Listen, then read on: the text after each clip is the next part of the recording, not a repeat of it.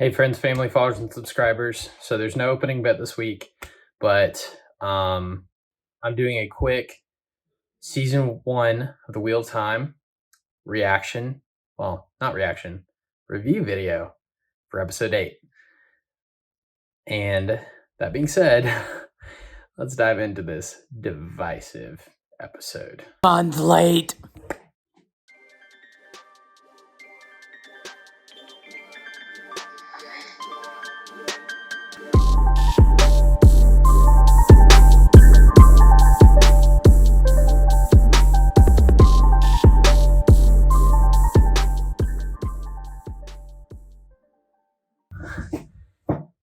I said episode 7 had the most changes.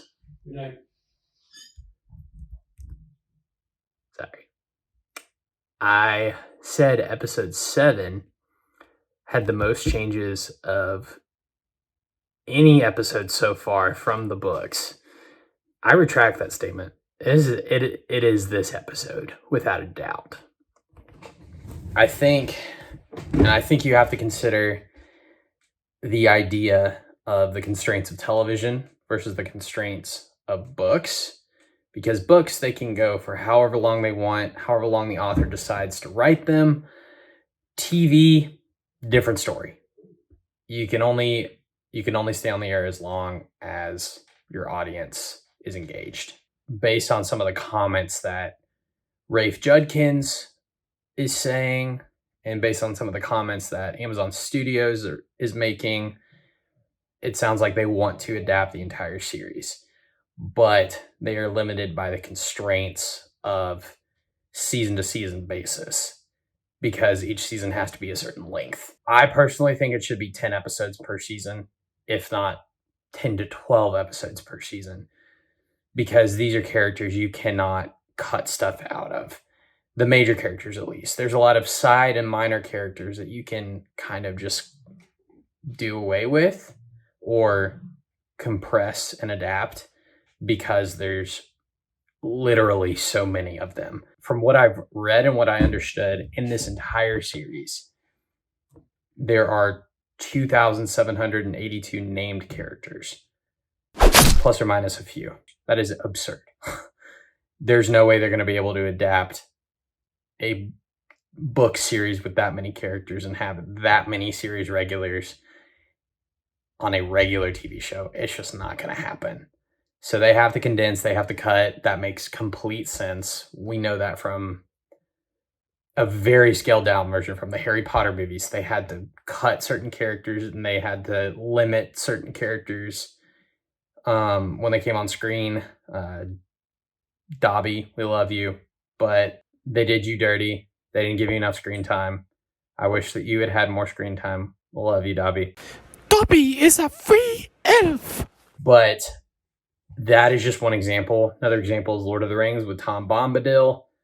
That could have taken up like 45 minutes. And the extended editions of those movies are already 3.5, 4 hours long. So there's no way they're going to include 2,782 named characters in a possibly 8-season series. It's just not going to happen. But if we only do 8 seasons, I think Amazon Studios, you need to do between 10 and 12 episodes because there's just too much good, content in these books for you to do just 8 episodes. You need to focus on the characters and not just the plot. And so I say that because there's a lot of changes in this episode. I should have said it earlier, but spoiler for this episode if you haven't seen it. There is a heavy possibility that Moiraine got stilled at the very end by the Dark One. The Dark One. If you book readers know what I'm talking about, you know what I'm talking about.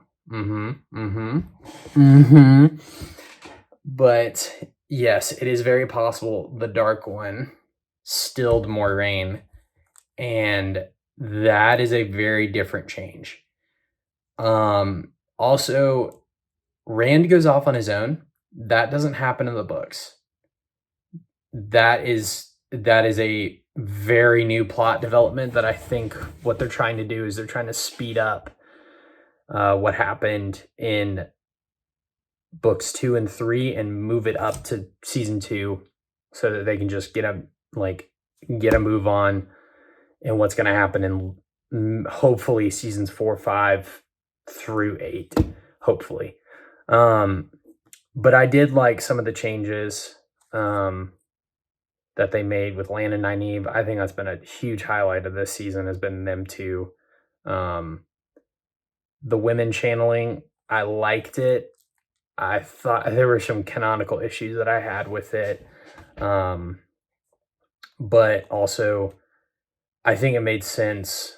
The scene with when the Dark One is tempting Rand on the farm with Egwene and the child, I think that made perfect sense because with aging up these characters and having them in romantic relationships and having them dealing with more adult roles versus what they dealt with in the books, they were basically just of age teenagers. They weren't actually adults.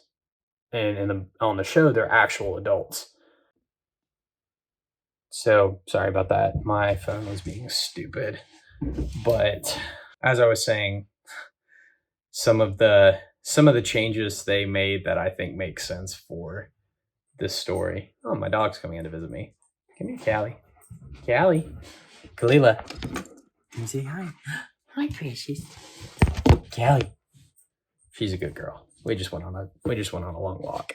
In the books, I really do like the change that the Dark One is tempting Rand into creating the world where he and Egwene are married and they have kids and they have a life together in the Two Rivers. I think that makes perfect sense, considering that in the books they were just merely giving each other flirty eyes across the Winespring Inn for the majority of the plot.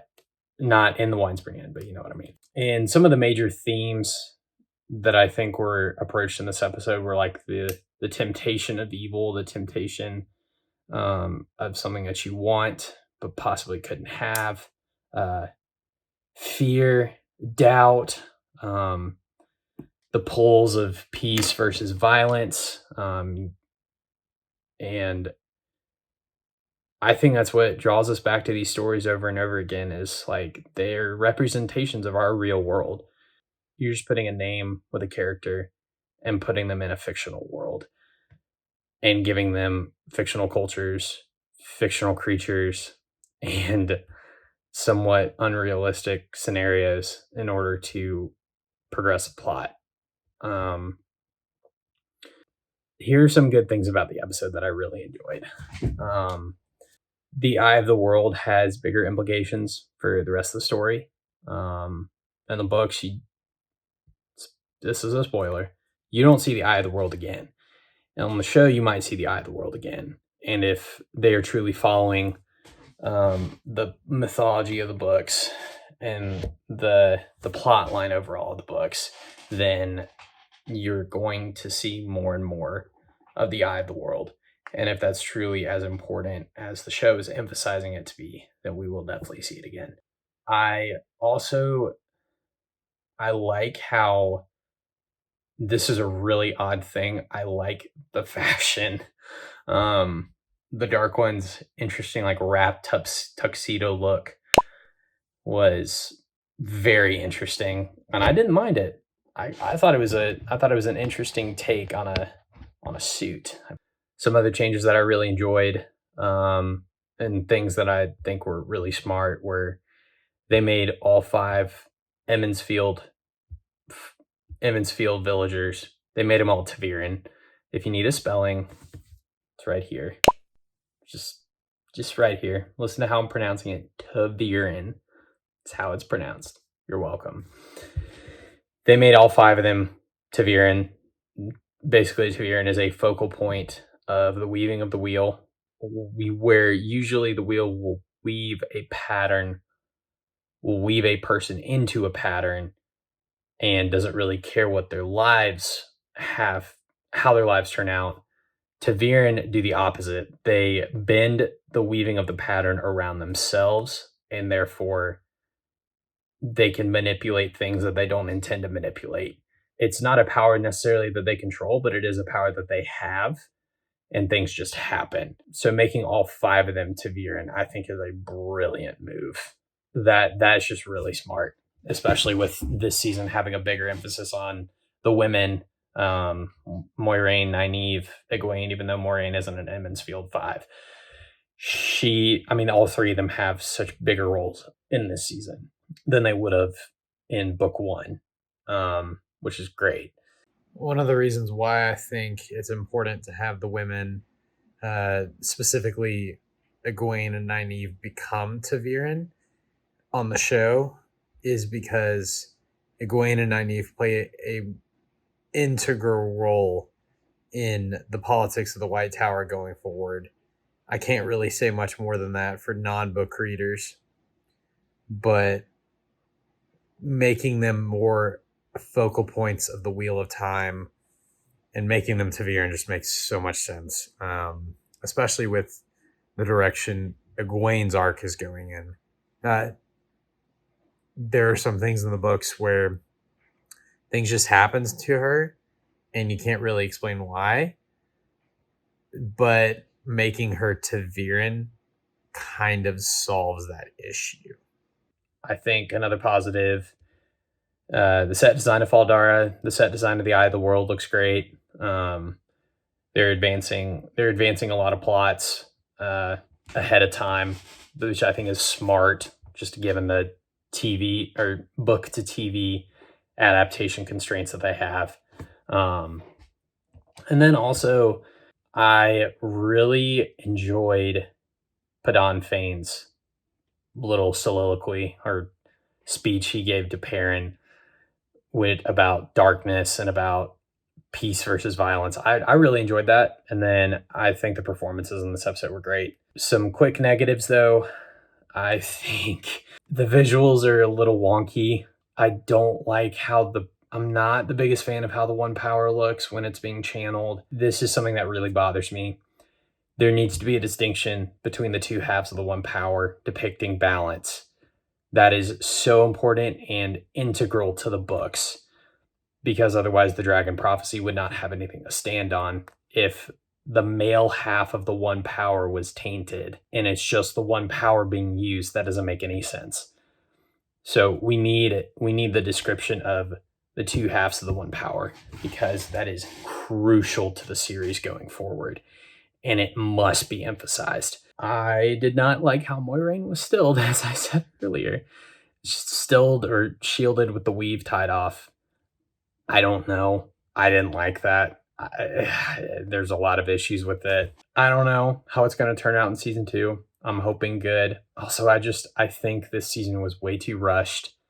There was not enough time with these characters, and these are some of the best characters in fantasy, not just in show form, but book form. These are some of the best characters. And so we just need more time with them. I'm serious, Amazon, hear me loud and clear. We need 10 to 12 episodes per season if you're going to do it in 8 seasons. Rafe, make a way. I believe in you. You've done a fairly good job with this season, and I'm impressed with at least finally seeing the Wheel of Time come to screen. That's a big achievement by itself. But Rafe, please give us 10 to 12 episodes a season. You can do it. Amazon, you've done it before. Do it again, please. This series is worth it. So all that being said, I give it I said in my reaction video, a 7 out of 10. I think it slipped. Some things after thinking on them made more sense in my mind, and I enjoyed them more, but other things I'm like, So probably I'm going to stick with a 6.7 out of 10 as my final ranking for this episode, The Eye of the World. Thank you everyone so much for tuning in this year, and you will see more of me in 2022. Have a very happy new year, everyone. Month late. Peace out.